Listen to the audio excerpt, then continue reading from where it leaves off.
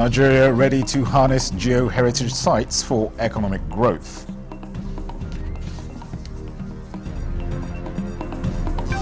But we are a young nation, and I will urge you to expand your coverage beyond Borno and Kebbi.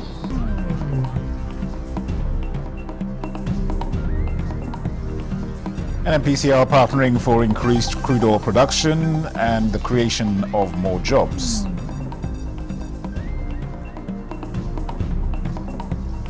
True refiner, we can work with them. Our staff will still have work. There'll be more jobs, but we need it in a situation where it can be sustained. There'll be more jobs for younger people. There'll be new training.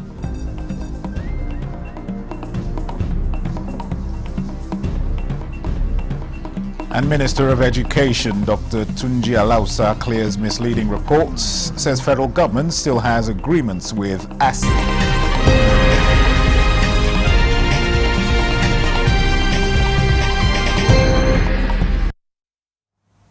Hello and welcome to the news desk at 6 on NTA News 24. We're live in Abuja. I am Dennis Adegunloye. The federal government has affirmed commitment to unlocking the socio-economic potentials of Nigeria's geo-heritage sites. Vice President Kashim Shettima stated this when he received a delegation from the UNESCO International Geoscience and Geoparks Program, Nigeria, led by its chairman, Aminu Abdullahi Siaku, on a courtesy visit at the presidential. This meeting is reaffirmation of the Tinubu administration's efforts to explore the economic and developmental benefits of geoheritage sites for the betterment of the nation. Vice President Kashim Shettima commended Nigerian Geological Survey Agency and the Ministry of Innovation, Science and Technology for their respective roles in preserving Nigeria's geoheritage sites, encouraging the team to expand its geoscience coverage across Nigeria's geopolitical zones, assuring the delegation of sustained support for the committee's activities. And I want to acknowledge the UNESCO IGGP NNC's alignment with our renewed hope agenda, and also recognize your council's, your committee's objectives in promoting sustainable geoscience development themes under climate change, earth resources, hydrogeology, geohazards, geodynamics, and geoheritage. But we are a young nation, and I will urge you to expand your coverage beyond Borno and Kebbi. The committee is aligning itself with the President Tinubu's renewed hope agenda in ensuring climate resilience, among other goals, promising to raise public awareness on the benefits of geosciences. We believe that our coming is the right time for us to come and share our objectives with the presidency, and also seek, most importantly, subnational support. So that because all our work is eventually going to be done at the subnationals. So we believe that coming here is the right place for us to take our message. The establishment of a national committee for Nigeria, 50 years after the establishment of the global body, has firmly placed the country within the International Geoscience Program framework. From the State House, Abraham Jibrila, NTA News. The Petroleum and Natural Gas Senior Staff Association of Nigeria, PENGASSN, says it is impressed with reforms embarked upon by the management of the Nigerian National Petroleum Corporation Limited, leading to increased crude oil production and productivity of staff in the oil and gas industry. This was when a delegation from PENGASSN, led by its president Festus Osifo, paid a courtesy visit to the management of the company to discuss crucial issues in the industry. Osifo lauded the NNPCL management for putting in place this collective bargaining agreement that is acceptable to NNPCL staff.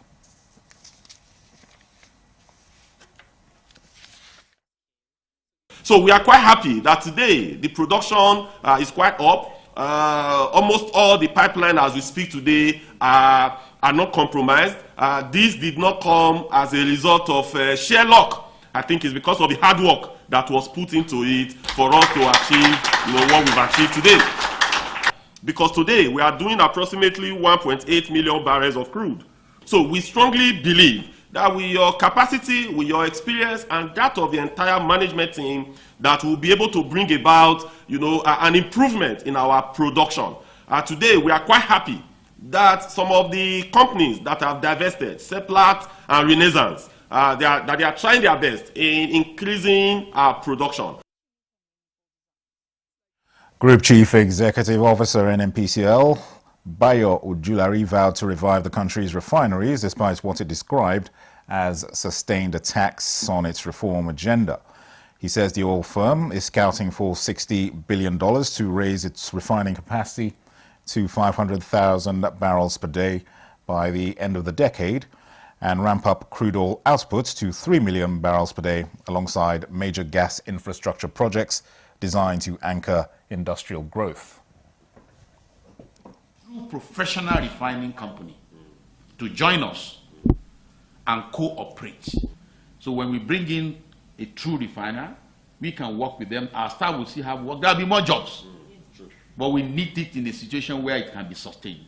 There'll be more jobs for younger people. There'll be new training in light of the new technologies as well. But that's what we're trying to do. It will take some time, and that's where I will seek your support. Ojulari also debunked the popular opinion that the Port Harcourt refinery is two, explaining that the refinery is a single one that has two components. Meanwhile, the Petroleum and Natural Gas Senior Staff Association of Nigeria, PENGASSN, wants the management of the Petroleum Technology Development Fund, PTDF, to channel efforts towards research that will help find lasting solutions to some of the critical challenges facing the country's oil and gas industry. PENGASSN President Festus Osifo made this demand during an inspection of the newly established College of Petroleum and Energy Studies, Kaduna, established by the Development Fund. Joseph Otsen reports. The Petroleum Technology Development Fund has for long shouldered the training of thousands of professionals working in Nigeria's oil and gas industry with huge financial implications. But that financial burden is about to reduce with the establishment of the College of Petroleum and Energy Studies in Kaduna. The development excites the Petroleum and Natural Gas Senior Staff Association of Nigeria, PENGASSN. Led by its president Festus Osifo, the union is on the tour of the facilities set to commence postgraduate courses by September, while appreciating the impact the fund has on building capacity of the workforce. This is an institution that gives scholarship for people to study abroad for free.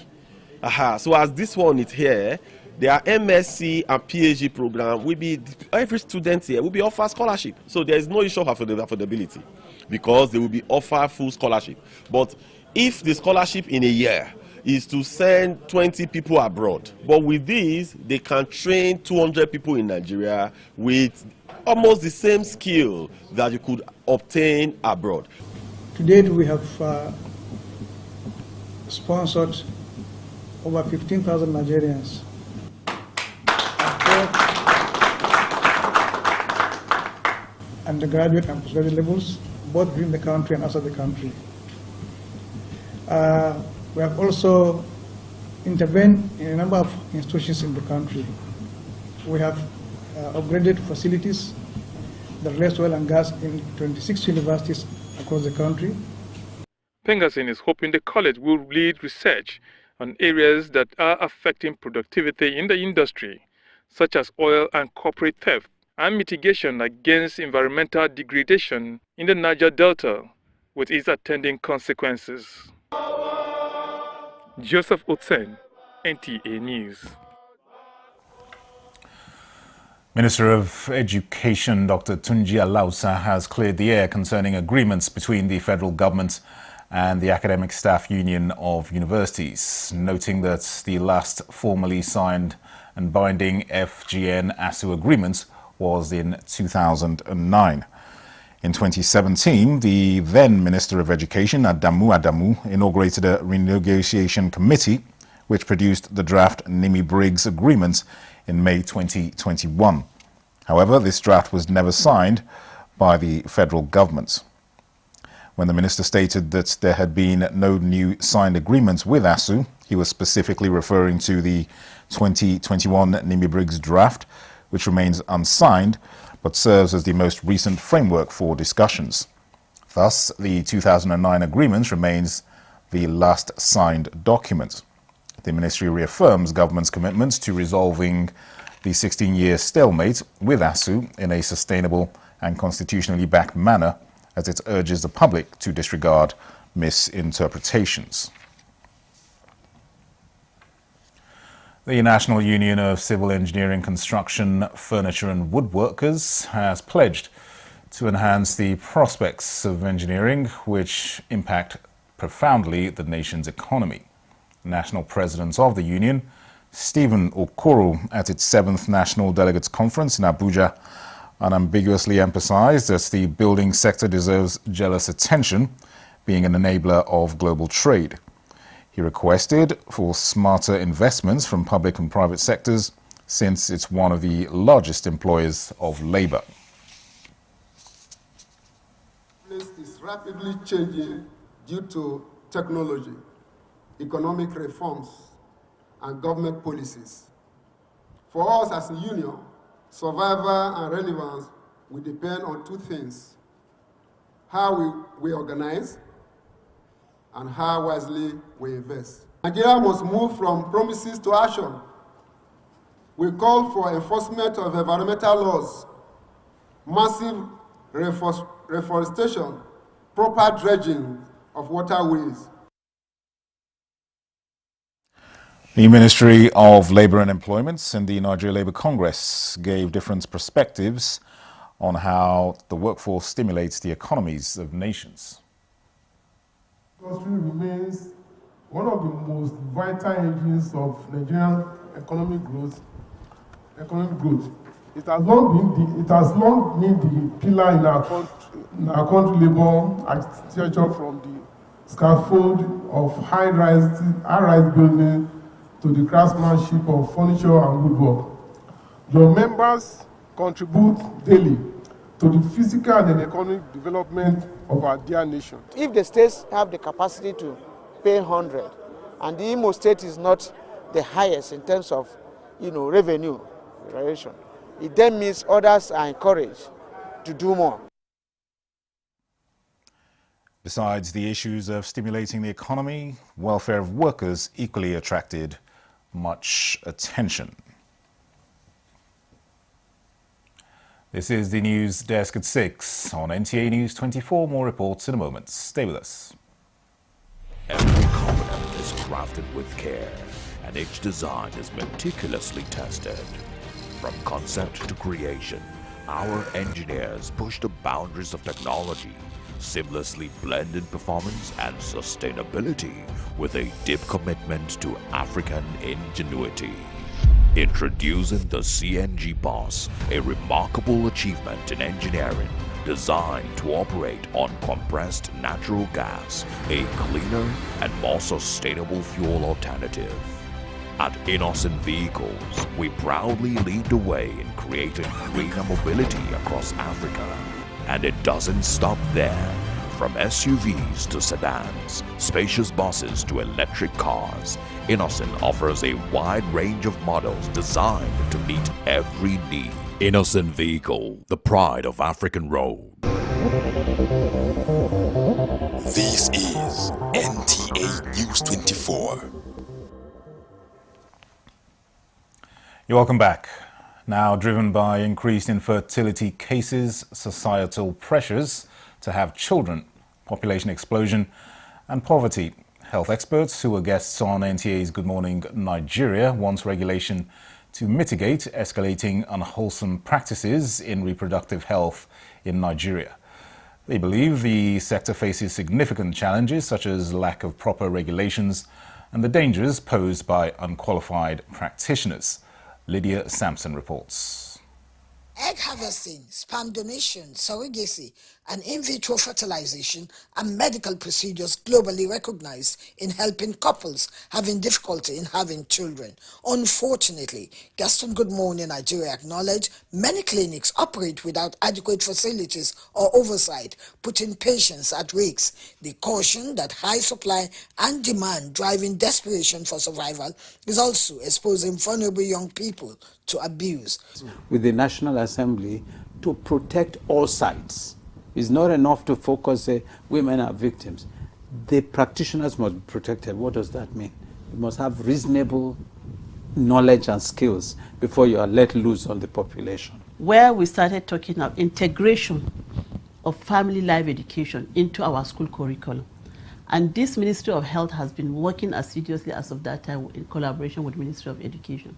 With the National Health Act and other legal framework for emerging trends in reproductive health unclear on these issues leading to commercialization and abuse, the guests insist it is time to change the narrative. We can, in terms of the guideline, since the money has to be used in the primary healthcare center, so we should be able to put some of these facilities in the primary healthcare centers. But you know, there are certain basic facility provisions. Anywhere you put that, there must be constant electricity. There must be trained personnel to manage it. So it's not a half-assed measure. Otherwise, 4 or 5 years, some woman will come back to get her eggs, and so the eggs have all deteriorated. They are emphatic about tackling the rise of quackery in reproductive health practices, which exacerbates maternal and child health risks. They call for more regulation, ethical standards, and public awareness to protect vulnerable individuals in Nigeria's growing reproductive health. In Abuja, Lydia Samson, NTA News. Bit on security, the federal government, through the National Counter-Terrorism Center in the Office of the National Security Advisor, has canvassed the support of stakeholders in the southwest geopolitical zone towards developing a disarmament, demobilization and reintegration framework for peace and security in Nigeria. The Southwest Zonal Consultation on the DDR framework, which is supported by the UK Spring Programme, brought together representatives of state governments, security agencies, socio-cultural groups and experts to dialogue and build consensus on breaking cycles of violence and finding collective pathways to sustainable peace and reconciliation in the country.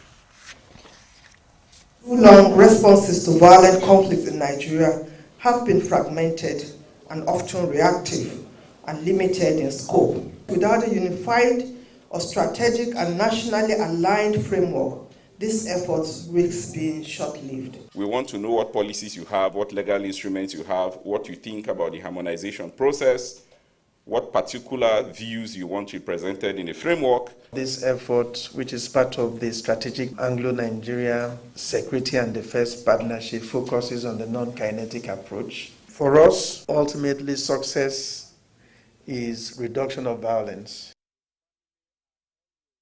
There were group discussions to identify the root causes of violence, conflict and insecurity in the southwest geopolitical zone, with far-reaching recommendations towards producing an acceptable national DDR framework embedded with peculiarities of each geopolitical zone.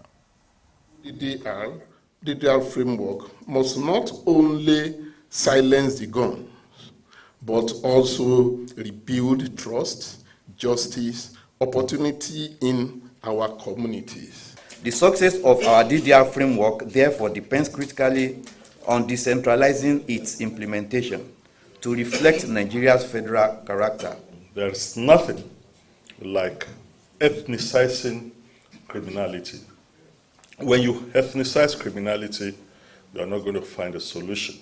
To understand that it's a problem that we have in our midst that will not go away if it is not addressed. And using the DDR template, which has been proved all over the world, is the right step in the right direction. The federal government's quest to transform security challenges into opportunities for healing and progress is applauded by stakeholders as a pointer to a peaceful and prosperous future for the country. This is the news desk at 6 on NTA News 24. Here's a recap of our top stories. Nigeria ready to harness geo-heritage sites for economic growth. But we are a young nation, and I will urge you to expand your coverage beyond Borno and Kebbi.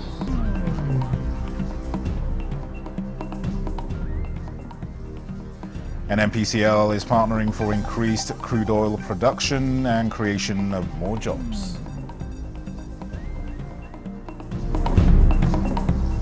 True refiner, we can work with them. Our staff will still have work. There'll be more jobs, but we need it in a situation where it can be sustained. There'll be more jobs for younger people. There'll be new training.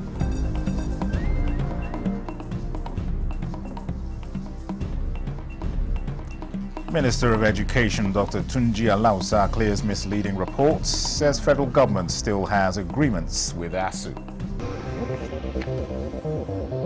This is NTA News 24.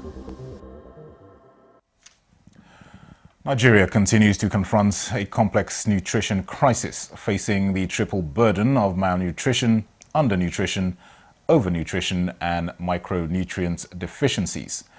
In response, the federal government, alongside national nutrition experts, are intensifying efforts to close critical gaps in the system. Olusheye Adeagbo reports. According to a UNICEF report, Nigeria has the second highest burden of stunted children globally. Alarmingly, 79% of Nigerians are food insecure. The 2024 Global Hunger Index, Nigeria ranks 110 out of 127 countries, highlighting the urgent need for coordinated action. At this nutrition roundtable organized by Nigeria Health Watch and its partners, stakeholders gathered under the theme Fortifying Nigeria's Future, Strengthening Nutrition Through Local Solutions.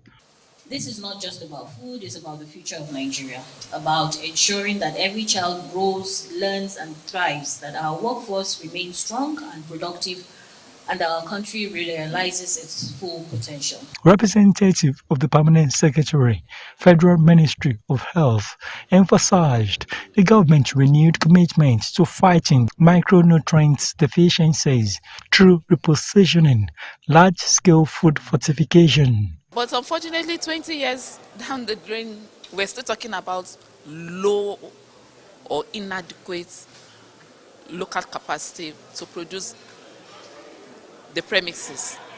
And that is not acceptable to government, because government on its part is making available, making the environment conducive to ensure that there is ease of doing business. Some of the things that we have had here, which I'm sure every partner would also be taking forward. One of such is the laboratory, capacity building for laboratories. And from what we have seen today, we've gone on a high pedestal. And if you look at the discussion, you can see that even in the whole of West Africa, Nigeria is #1.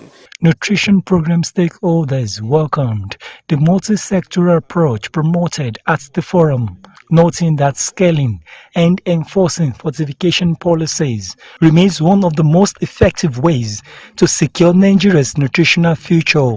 In Abuja, Olusheye Adeagbo, NTA News. The unveiling of the regulatory framework by the Institute of Chartered Chemists of Nigeria is a significant step towards ensuring the safe and professional practice of chemistry in the country. By establishing clear guidelines and standards for chemists, the framework aims to protect the public and the environment from risks associated with unqualified practitioners. This move is expected to boost confidence in the chemistry industry and promotes Nigeria's economic development. Things happening is chemistry. So when the chemists are not saddled with the responsibility of ensuring protection in the environment, chemicals are being released into the environment by non-chemists or non-chemist handlers, then it will cause a lot of environmental hazard. You see the proliferation of chemicals all over the nation. People handle chemicals, those who are quacks, they handle chemicals at random. And as a result of this quackery, we have incidences of chemical explosion, chemical accidents. But the essence of this regulatory framework now is to have a full control of that situation. By doing so, Nigeria can expect to see a reduction in chemical-related accidents and incidents, as well as an improvement in the overall quality of chemical services, contributing to a safer and more prosperous nation. And with that, we conclude the News Desk at 6 on NTA News 24. Thanks for watching. I am Dennis Adegunloye.